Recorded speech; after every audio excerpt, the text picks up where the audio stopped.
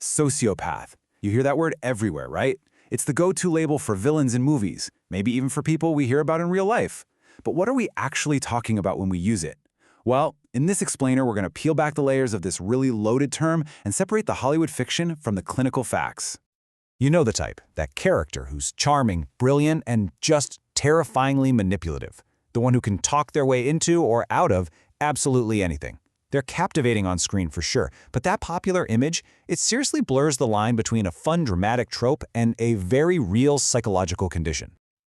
And that's exactly our mission here. We're going to push past all the sensationalism to get to the heart of what mental health professionals are actually looking at when they see these kinds of behaviors. Okay, first up, let's talk about the labels themselves. Because in psychology, and in life in general, the words we use have real weight. They have real consequences, and that's why getting the language right here is so important. This brings us to a really crucial point from mental health experts. We've got to shift our language. Instead of just slapping the label sociopath on someone, it's so much more accurate and way less stigmatizing to describe what they actually do. Think about it. Saying something like, "He would regularly remind me he was monitoring my social media activity," that focuses on a specific harmful action. It's so much more constructive than just throwing around an informal diagnosis. And the words we use for this have really evolved over time. The term sociopathy actually popped up back in the 1930s, mainly to highlight social and environmental causes. But then, fast forward to 1980, and the official clinical diagnosis became Antisocial Personality Disorder, or ASPD. So today, sociopath and psychopath, they're basically just informal leftovers for this one clinical condition.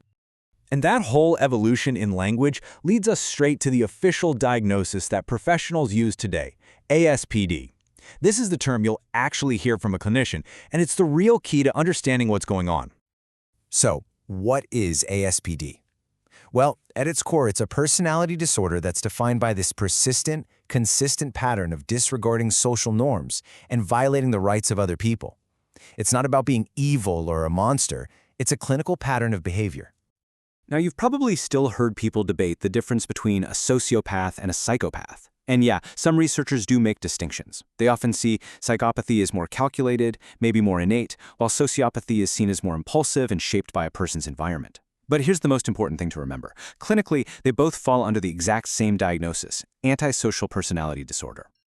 Okay, so what does a professional actually look for when they're considering a diagnosis? Let's break down the official, specific criteria for ASPD. It really comes down to this key number. For a diagnosis, a person has to consistently show a pattern of at least 3 of the 7 key behaviors we're about to cover. And these behaviors, they cover a lot of ground. We're talking about everything from ignoring laws and constantly lying for personal gain to being impulsive, aggressive, and having this reckless disregard for anyone's safety. It also includes things like not being able to hold down a job or pay your bills, and maybe the most chilling part, having little to no guilt or remorse after hurting someone else. It's a really pervasive pattern. But it's not just about that list of 7 behaviors. There are other boxes to check. For a diagnosis, the person has to be at least 18 years old. And, critically, they have to have shown signs of something called conduct disorder before they were 15. Plus, these behaviors can't just be happening during, say, a schizophrenic or manic episode. This, of course, leads to the million-dollar question, where does this even come from? So for our next section, let's look at the really complex mix of factors that can contribute to ASPD developing in the first place. Yeah, it's definitely not a simple case of nature versus nurture. It's more like nature and nurture. Research points to a whole cocktail of causes. There are genetic predispositions and actual differences in brain structure. Then you have incredibly powerful environmental factors, like childhood trauma or neglect. And sometimes you even have acquired factors, like a serious brain injury. So, what can be done about it? Our final section is all about the path forward. We'll cover treatment, coping strategies for loved ones, and the long-term outlook for someone with ASPD. To really get why coping strategies are so critical, just think about a behavior like this one. That sins isn't just an observation, it's an act of control. It's psychological intimidation. And it's these kinds of interactions that make having a clear plan absolutely essential for your own well-being. If you're dealing with someone who has ASPD, experts suggest a few key strategies. It's so important to set firm, clear boundaries. to explain the concrete impact of their actions, and to encourage them to get professional help. But honestly, above all else, you have to prioritize your own emotional and physical safety, even if that means you need to create some distance. Now, treatment is challenging. It's especially hard because many people with ASPD just don't believe they need help. But for those who are willing to try, therapies like CBT can help change destructive thinking patterns, and something called MBT can improve their ability to understand emotions, both their own and others. The bottom line, though, is that the person has to be engaged for any of it to work. So, what's the long-term outlook? Well, while there's no cure for a personality disorder, the good news is research suggests that the most severe antisocial behaviors can actually decrease over time, often by middle age.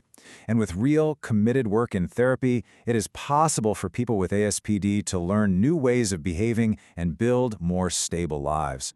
And that leaves us with this final thought. Now that we've kind of unpacked the clinical reality behind this big, scary label, how does that change our approach? Moving from a place of judgment to one of understanding is always the first step. It really challenges us to think about how we can support the person without condoning their harmful behavior. It's a complex question for sure, but it's one worth asking.